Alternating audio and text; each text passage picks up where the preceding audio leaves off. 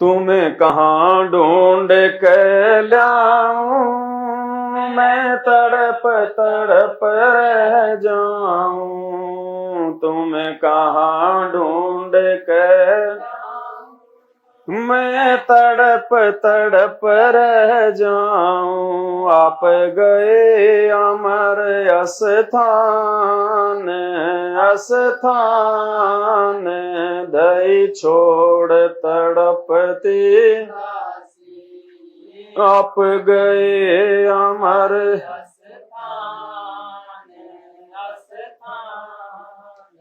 दई छोड़ तड़पती। अब ये जो लाइन है, इस लाइन को हम भाई बहन नहीं बोलते हैं। क्यों नहीं बोलते? क्योंकि 12वें पंथ की लाइन है। ये जो लास्ट का जो अंग है गुरुदेव भगवान का, ये हमारे पूज्य गुरुदेव सतगुरु रामपाल जी भगवान ने एक भगत की भूमिका के तहत, एक सुयोग्य शिष्य की भूमिका के तहत अपने गुरु जी के लिए बनाया है। और जब स्वामी रामदेवानंद जी, हमारे तो स्वामी नहीं हो, वो तो जुबान पे नाम आ जाता है, हमारे स्वामी तो सतगुरु रामपाल जी हैं। जब श्री रामदेवानंद जी ने अपना शरीर छोड़ा 26 जनवरी 1997 को, उसके बाद से संत रामपाल जी ने यह भक्ति बोध नई छपवाई थी। और उस नई भक्ति बोध में उन्होंने ये लाइन अपने गुरु जी के लिए लिखी है। उनके अमर लोक जाने के बाद में, उनके सतलोक जाने के बाद में, एक भगत के रूप में उन्होंने अपने भाव व्यक्त किए हैं कि तुम्हें कहां ढूंढ के ले आऊं, मैं तड़प तड़प, और आप गए अमर दई छोड़ तड़पती। तो हमारे भगवान तो धरती पे प्रकट हैं, हमारे सामने प्रकट हैं। उनका तो एक पैर अमरलोक में और दूसरा पैर इस धरती लोक पे। तो ये लाइन हमने यूज नहीं करनी, ये लाइन हमारे गुरुदेव ने यूज की है, क्योंकि हमारे गुरुदेव ने 12वें पंथ से नाम दीक्षा ली थी, लीलामय तरीके से।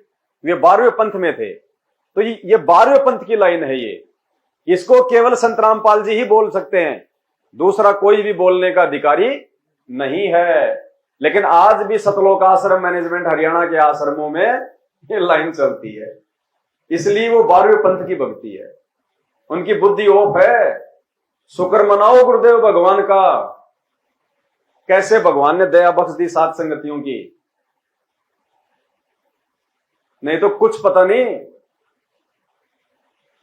उन भाइयों के विचारों में और जगत वाले के विचारों में कोई अंतर नहीं है। जैसे गुरु जी कहते हैं ना कि जगत में चाहे ब्रह्मा विष्णु महेश का कोई कितना ही बड़ा चाहे वो पुजारी दिखाई दे, तुम्हें तिलक छापा लगा के बड़े मीठा मीठा बोलता दिखाई दे, और जब वो समय आएगा तब देखना उसका रंग 2 मिनट में वो कसाई बन के खड़ा हो जाएगा, क्योंकि उन पर कोई असर नहीं होगा।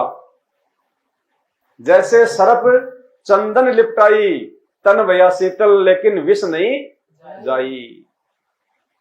तो आज हमारे उन भाइयों में और जगत वालों में कोई अंतर नहीं है। आज ही छत्तीसगढ़ के कोरिया जिले में सात संगति थी, आज ही के दिन। अच्छा, भाई बहन मिलके भगवान की महिमा करने गए थे, मालिक को भोग लगाने के लिए गए थे। वो क्या बिगाड़ रहे थे वो किसी का? लेकिन वही लोग जगत वालों से भी नीचे गिर के, चलो जगत वालों को तो ज्ञान नहीं है, सतलोक आश्रम मैनेजमेंट वालों ने, वहां के कोऑर्डिनेटर ने 150 भक्तों को साथ लेके और वहां के पुलिस प्रशासन को साथ लेके घूस वास देके और माता बहनों को 150 भक्तों में सबसे आगे खड़ा कर दिया छेड़खानी का इल्जाम लगाने के लिए। ये तो हमारी माता बहनें, झांसी की रानियां, मेरा नहीं है, ये लक्ष्मीबाई है सारी। अभी टाइम लगेगा इनको मीराबाई बनने में।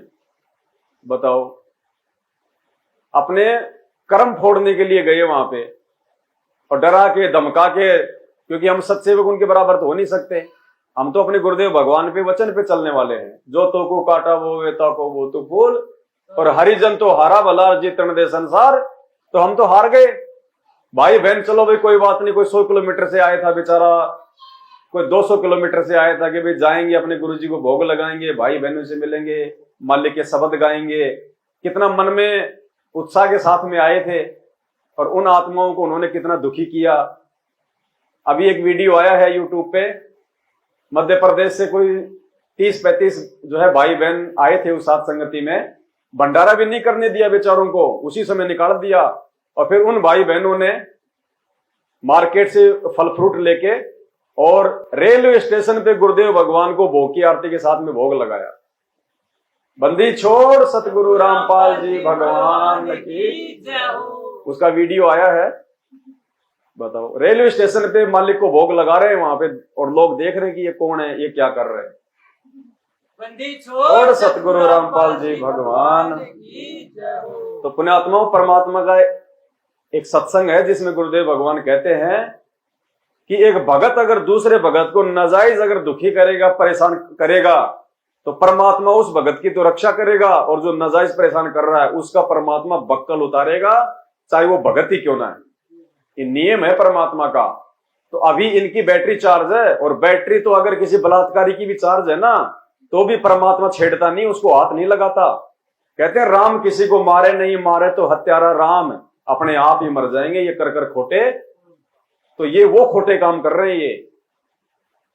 ये भगवान तो खुद यहाँ पे भक्ति करवाने के लिए आया है, और जो उस भगवान की महिमा करना चाहते हैं उनको ये रोक रहे हैं। तो काल तो इनके अंदर प्रवेश है, काल का काम तो ये लोग कर रहे हैं। हम तो दयाल का काम कर रहे हैं, भगवान को भोग लगा रहे हैं, उनकी महिमा कर रहे हैं, और ये हमारे को रोक रहे हैं।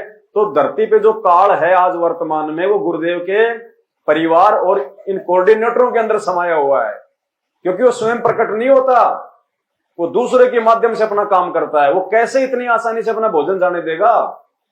एक एक आत्मा के लिए वो लड़ाई लड़ता है, अपनी औरत को दुर्गा तक को आगे भेज देता है। जब परमात्मा गए थे सह शरीर, और एक आम साधक के रूप में जब परमात्मा ऊपर जा रहे थे, तो दुर्गा सामने आके खड़ी हो गई थी। वो शब्द नहीं सुना हमने, कीन्या मगर पियाना सतगुरु कीन्या मगर पियाना। अब दुर्गा ने क्या क्या लोभ दिए, क्या क्या उसको लालच दिए, बताओ। ऑलरेडी उसका पति काल है, फिर भी कह रही है कि मैं तेरी पटरानी बन के रहूंगी। बताओ, इतनी नीचे गिर जाती है वो एक एक आत्मा के लिए, उस काल के डर से कि यहां से कोई बाहर ना निकल जाए। तो ऐसे कैसे निकलने देगा काल, कैसे भक्ति करने देगा? सबकी मर्यादा तोड़वा रखी है मैनेजमेंट वालों की, सबके सिर पे बैठा हुआ है। और अब ये धनाना में जो आश्रम का काम चल रहा है इनका, 3 मरे 3 दिन पहले, 3 भगत मर गए ट्रैक्टर के नीचे दब के, मिट्टी उठाते उठाते। बताओ, भगवान का आशीर्वाद है क्या वहां पे?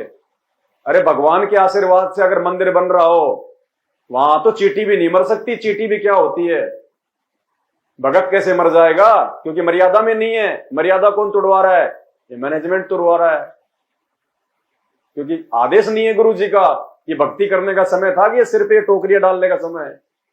क्या करोगे इन पत्थरों का? भगवान तो जेल में बैठा और तुम यहां पे महल खड़े कर रहे हो। गुरुदेव तो कह रहे हैं घर तो 3.5 हाथ और घना तो 4.25, और ये महल पे महल खड़ा कर रहे हैं। दुनिया का सबसे बड़ा आध्यात्मिक केंद्र बनने जा रहा धनाना धाम। और लिख लेना पुण्यात्माओं, आज ये पवनदास अपने गुरुदेव भगवान के ज्ञान आधार से कह रहा है, सतगुरु रामपाल जी भगवान इन फर्जी आश्रमों में पेशाब करने भी नहीं जाएंगे। पेशाब करने भी। चोर सतगुरु रामपाल जी भगवान की। तो नहीं तपतशिला पे जलना, कोई 84 का भयना, रोग कटया सुमेर समान, या गई तृष्णा तुम्हें कहां ढूंढ के लाऊं, मैं तड़प तड़प रह जाऊं, आप गए अमर स्थान, दई छोड़ तड़पती।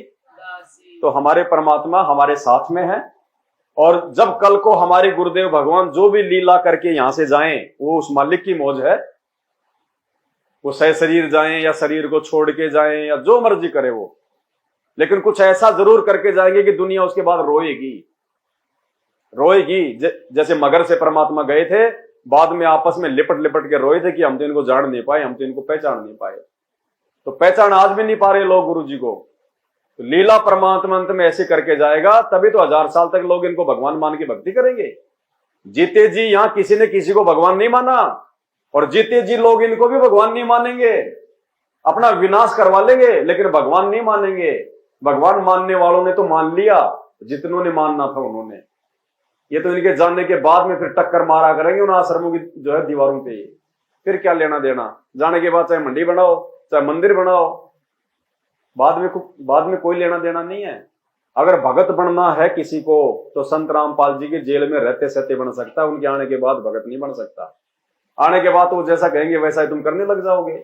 आने के बाद गुरुजी कहेंगे अरे पवन तो सही था, नालायको तुमने विचार क्यों नहीं किया, तो सारे मेरे से बात करने लग जाएंगे, हाँ भगत जी हमने तो विचार नहीं किया। तो वो तो आदेशों के गुलाम है, ज्ञान का यूज कहां किया उन्होंने, गुरुजी के सत्संगों से कहां विचार किया उन्होंने। तो गुरुजी के जेल में रहते सहते इंसान भगत बन सकता है, आने के बाद कोई भगत बन जाएगा उम्मीद मत करना। आने के बाद तो लूले लंगड़े काणे बहरे ज्ञानी अज्ञानी सब टूट पड़ेंगे। तुम्हें कहां ढूंढ कर ले मैं तड़प तड़प रह जाऊं, आप गए अमर स्थान दई छोड़ तड़पती। तो हमने तो अपने गुरुदेव भगवान के यहां से जानने के बाद में ये तड़पने वाली स्थिति भी नहीं लानी अपने अंदर, क्योंकि 12वें पंथ में तो ज्ञान नहीं था, इसलिए परमात्मा ने 12वें पंथ की तरह भूमिका करके दिखाया है कि आपने इस दासी को छोड़ दिया, इसको अकेली को। अगर गुरुदेव के जानने के बाद हमने ये सोच लिया कि गुरुजी आप तो दास को छोड़ गए तो हम तो फेल हो गए। अरे जब गुरुजी चले गए और हमें यह है कि गुरुजी छोड़ गए तो हमें तो यह है कि फिर गुरुजी है ही नहीं हमारे साथ, तो छोड़ गए गुरुजी, इसका मतलब गुरुजी है ही नहीं हमारे साथ। और मालिक ने कहा कि वो तो शब्द स्वरूपी राम है, वो तो पल पल साथ रहता है, उसका तो एक पैर सतलोक में एक पैर उसका यहां पे। तो ये कहना ये सोचना भी कि यार गुरुजी चले गए सतलोक, यार अब क्या होगा, वो फैल उसी समय। हमने तो 24 घंटे चाहे गुरुजी सतलोक में रहे, चाहे गुरुजी जेल में रहे, चाहे गुरुजी आश्रम में रहे, चाहे गुरुजी कहीं भी रहे, हमारे लिए हमारा गुरुजी शब्द स्वरूपी राम है। हम हैं शब्द शब्द हम माही और हमसे भिन्न और कछो, वो तो शब्द स्वरूपी राम है, वो दूर कहां है। गुरुजी ने एग्जाम्पल दिया कि जैसे हाथ है, हाथ जब चाहे अपने शरीर के किसी भी हिस्से तक तुरंत पहुंच जाता है, कहीं भी खुजली हो जाओ हाथ वहां पे तुरंत पहुंच जाएगा, हाथ की पहुंच होती है पूरी बॉडी पे होती है। तो ऐसे ये परमात्मा है, और ये बॉडी परमात्मा ने बताया सारे ब्रह्मांड पूरी सृष्टि, और हाथ है परमात्मा, सेकंड में परमात्मा जहां भी उसको आवश्यकता पड़ेगी वो तुरंत पहुंच जाएगा। आपके यहां खुजली हुई आपका हाथ यहां पहुंच जाएगा, यहां हुई यहां पहुंच जाएगा, यहां कटेगी यहां पहुंच जाएगा, यहां हुई तो यहां पहुंच जाएगा। तो ये परमात्मा हर ब्रह्मांड में एक सेकंड में पहुंच जाता है। तो हमने ये नहीं सोचना कि गुरुजी तो गए सतलोक अब क्या होगा, फैल मन में विचार ही नहीं लेना, आंख में आंसू का टपका ही नहीं लेके आना। अगर आंख में आंसू का टपका आ गया कि भाई गुरुजी तो गए सतलोक, भाई जैसे भी वो अपनी लीला करेंगे, अगर मन में जरा सी भी अगर पीड़ा या वेदना हो गई तो ये समझना तुमने भगवान को अपने से दूर कर दिया।